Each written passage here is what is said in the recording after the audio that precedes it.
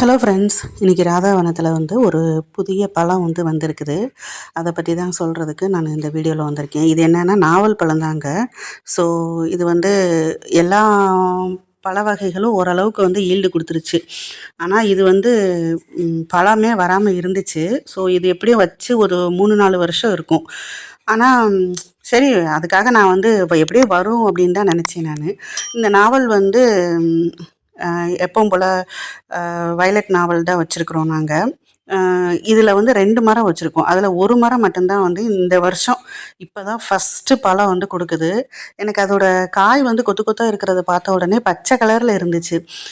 எனக்கு டவுட் ஆயிடுச்சு, இது வந்து எதுவும் ஒயிட் நாவல் எதுவும் வச்சுட்டோமா அப்படின்னு சொல்லிட்டு தான் வந்து அது வந்து சரி பழுக்கட்டும், என்ன கலரில் வருது அப்படின்ட்டு பார்க்கலாம் அப்படின்ட்டு இருந்தேன் நான். அப்புறம் மரமே அதுக்கு ஆன்சர் கொடுத்துருச்சு.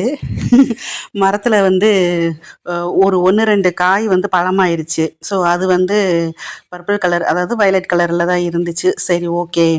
அப்போது நமக்கு இன்னும் அந்த ஒயிட் நாவல்லாம் வந்து அப்போ நம்ம வைக்கும்போது அதை பற்றி எதுவும் தெரியல போல் அப்படின்ட்டு நான் நினச்சேன். இன்னொன்று, ஒயிட் நாவல் வந்து யாரும் பெருசாக சாப்பிட்றாங்களா? ஏன்னா மார்க்கெட்லேயும் நான் வந்து இன்னும் அந்தளவுக்கு நான் பார்க்கல.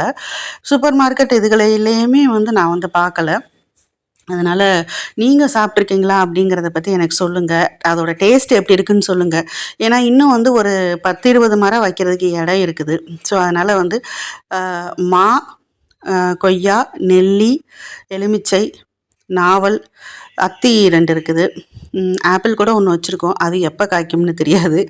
அப்புறம் வந்து கஸ்டர்ட் ஆப்பிள், ராம் சீதா, முள் சீதா இதெல்லாம் இருக்குது. இது போக உங்களுக்கு வேறு ஏதாவது பழங்கள் தெரிஞ்சாலும் சொல்லுங்கள். நாங்கள் வந்து எங்கள் தோட்டத்தில் வந்து அந்த மரத்தை நாங்கள் வைக்கிறோம். Thank you friends. இது பார்க்கும்போது எனக்கு ரொம்ப சந்தோஷமாக இருந்துச்சு. ஸோ இதை பற்றி ஒரு வீடியோ எடுத்து போடணும் அப்படின்ட்டு தான் வந்து நான் நேற்று எடுத்தேன் நான். ஏன்னா என்னுடைய கஸ்டமர் எல்லாருமே கேட்பாங்க. ஏன்னா அந்தந்த சீசனுக்கு பழங்களை வந்து நாங்கள் வந்து சேல்ஸ் பண்ணுவோம். அப்போ அவங்களுக்கு ஒரு டவுட் வரும், எல்லா மரமும் எல்லா பழங்களும் உங்கள் தோட்டத்தில் இருக்கா அப்படின்ட்டு. அதுக்கான ப்ரூஃப் தான் இது. தேங்க்யூ.